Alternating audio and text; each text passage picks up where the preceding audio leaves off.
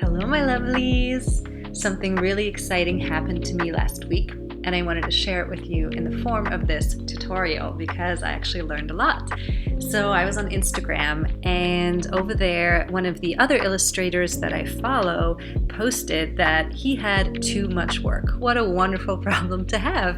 And it was basically a call for other illustrators to audition to see if they were a fit for some of that work. And so when I asked what it was line work. It was working on coloring sheets, coloring pages for kids.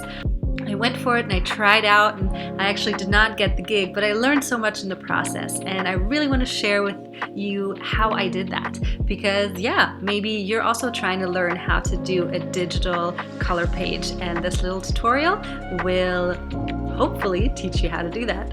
All right, so as you can see, I always start analog on paper, and that's just kind of how I roll, but let's get into it.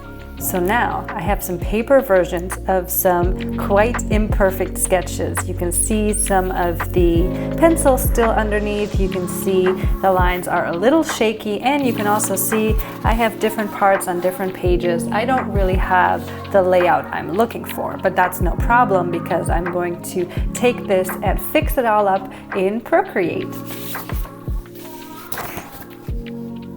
Now I'll give you a quick overview of how I created the coloring pages. So the first thing I did was to import the scanned image. So yes, you do have to have access to a scanner or a camera, some way of taking basically this to the digital form. And in that case, I had that here in layer 1. Now, if we dive in here, you can see I erased about 1,000,000 times, I changed my mind, and finally I was pretty content with this. There's something about Procreate that for me makes it very difficult to just start, drawing with this Apple Pencil and the blank white digital page. I just cannot sketch on it. There is something about the analog form that really, really helps me in my creativity. So I always start analog with pencil and paper. And then once I've imported this via a scan, you can just do that here. You go to add, insert a photo, and you upload your scan or the photo, whatever you've taken of your paper. Now, once you do that, you will arrive over here. You'll have it in a separate layer, layer 1. And then what I do is I click on the little N and I change how strong I can see this. And the reason is that I'm actually going to trace over this, and I want to be able to tell, have I already traced there or not, and still be able to see the general shape I'm trying to copy. And then make sure you've selected what you're actually looking for. So I take a nice deep black, and then once I've selected the color, I also go and choose a brush that I really enjoy. So I'm a big fan of a regular kind of round brush. Now this is one that I've configured a little bit, and the reason that I did this is that I want to be able to streamline. So that helps really when you're going into the curves, making sure you're not all wibbly wobbly. That can be a look that maybe you want. If you want more of the hand-drawn look, I didn't want it for me. And so in that case, I went with an increase in the streamline from one of the default brushes. So then I would make sure I have an appropriate thickness for the brush, which you can kind of preview here. So I go to where I think it should be, and I make sure that this is all the way up because I really want that kind of deep black tone. I create a new layer to draw on because if I make any mistakes, of course, I don't want to ruin the original image that is really my guideline that's helping me get to the final result. So I create a new layer with a plus sign, and then I go in and I zoom in using my fingers like this. Make sure, just to make sure I don't make a mistake, yep, I'm on that correct layer. And then I start sketching over. Nope, look at that, still too big. So I'm gonna erase that using this little back arrow. And then I'm gonna pick something that maybe is a better fit. Let's test this out. That's a little thin. All right, once you have it set, you're pretty good to go. But then I just start drawing. And one of the really cool things oops, see, when I do that to try to zoom back out, sometimes that happens. So I'll just erase that again. But a very cool thing with this Procreate is that it really helps you if you want to have kind of perfect symmetry and perfection, straight lines, it helps you with that. So that's super cool. Let me show you the difference. So you got my squiggly little, very,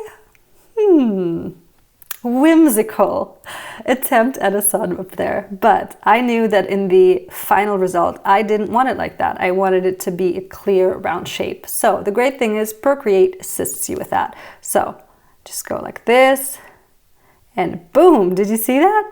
It made it rounder. Now that's the kind of egg shape because I was really off in my original. So delete that again. And then let's try to at least get it into a round shape. Goodness. My rounds are really bad, but you get the idea. It will correct the shape for you.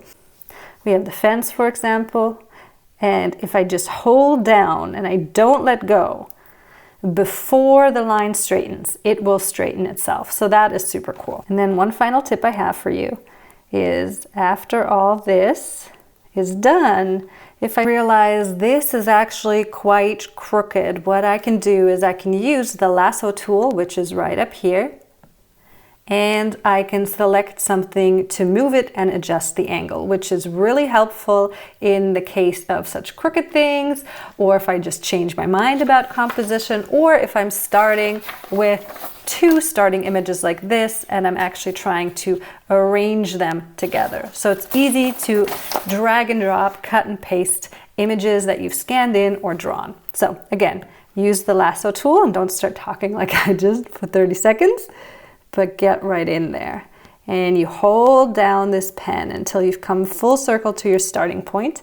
And then you select it with the arrow this way. And this little green point at the top is what will change your angle. So you can change it like this, but this is too extreme. This isn't right either. So in that case, you click on that little green button and you can change the angle manually. So you can say 2 degrees, oh, that's making it worse, make it -2. So in that case, you can really move things around and you have a lot more flexibility to clean up kind of the rough sketch that you started with. So yeah, this is really a fun thing to do. I think it's great. It's really a mindful activity and I will show you my final result. You see the comparison here from the start of the sketch to the final. So you see things have changed a tiny bit, moved the flower, the tree has been moved, the dog is bigger. So I'm just basically adjusting things for the layout. So I think that they are balanced, I've straightened things, but in general, you can still see where it came from. And then if I just remove this from view, you can see my final result. So I think this is a really, really fun thing to do as a beginner Procreate user or a beginner illustrator. I absolutely fell in love with this and I hope you found this really fun and helpful as well. And if you do have an iPad with Procreate and you have some pens and pencils at home, and maybe you don't feel comfortable, just like I don't, drawing straight onto this white digital page, then this is a great workaround to get your creativity spinning. In the description box below, you will find this as a little gift to you. It's a free downloadable coloring page that you can use. Let me know if you have any questions about my process. Of course, there are different ways to do it. The key thing is that if you don't feel comfortable starting to sketch directly into Procreate, then you need something to trace. And I think as an artist, it should always be your own work, your own sketches. Yeah, I hope you enjoy this download and this little tutorial and my own experience. Let me know what you think and let me know if you have questions. Bye.